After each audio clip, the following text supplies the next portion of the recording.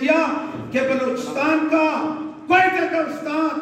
زندہ ہے، اس کے اندر ایمان کا نور ہے، اس کا دل تعلیم سے علم سے معمور ہے، وہ صاحب کردار ہے، وہ تبدیلی لائے گا اور تبدیلی کا پیغام ساری دنیا کو دے رہا ہے۔ اور میں آخر میں یہ گزارش کروں گا، باتیں ہمارے بزرگ کریں گے، میں حیات کاکڑ صاحب کو، فاروق کاکڑ صاحب کا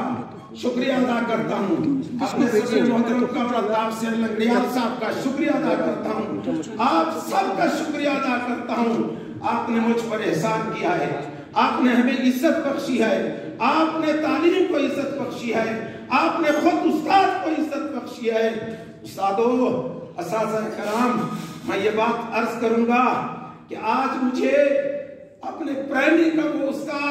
استاد قادر بخش یاد آ رہا ہے، جس نے سرکندے قلم سے مجھے تختی پکڑانا اور قلم دے دیا اور پڑھنا سکھایا۔ استاد قادر بخش، تم اگر زندہ ہو تو ہم تمہیں سلام کرتے ہیں، اور اگر تم فوت ہو گئے ہو تو اللہ تعالیٰ تمہاری قبر کو نور سے منور کرتے ہیں، اور جب تک یہ تحریک چلتی رہے گی استاد قادر بخش تجھے صدقہ جاریہ ملے گا۔ اس لیے میں حیات کاکڑ صاحب سے، فاروق بھائی سے اور اپنے تمام قائدین سے کہتا ہوں کہ دیکھو، ہم میمورنڈم آپ کے سامنے رکھ رہے ہیں، ہم اپنے جذبات اور احساسات آپ کے سامنے رکھ رہے ہیں۔ میں نے کل بھی کہا کہ ہماری مثال اس مکھی کی ہے، شہد کی مکھی کی، جو پھولوں پر بیٹھ کر رس چوس کر پھر وہ شہد تیار کرتی ہے۔ ہم ایک ایک جگہ کے تجربات لا رہے ہیں، ایک ایک جگہ کے مسئلے ہم لا رہے ہیں۔ ہمارے کئی اسامیاں خالی ہیں، ہمارے بلوچستان میں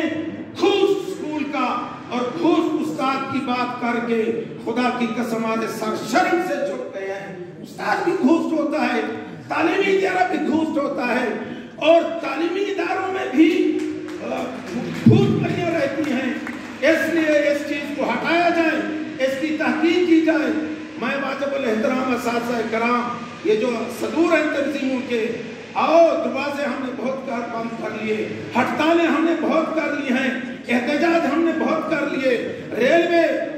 چوک پر اور وہاں بڑی تقریریں کی ہیں، دھرنے دیے ہیں۔ اے کلاس روموں کو بات کریں، اے اپنے تعلیمی اداروں کو بات کریں، یہ کھنڈرات بنے ہوئے ہیں، ان کو باغات میں تبدیل کریں، بچوں سے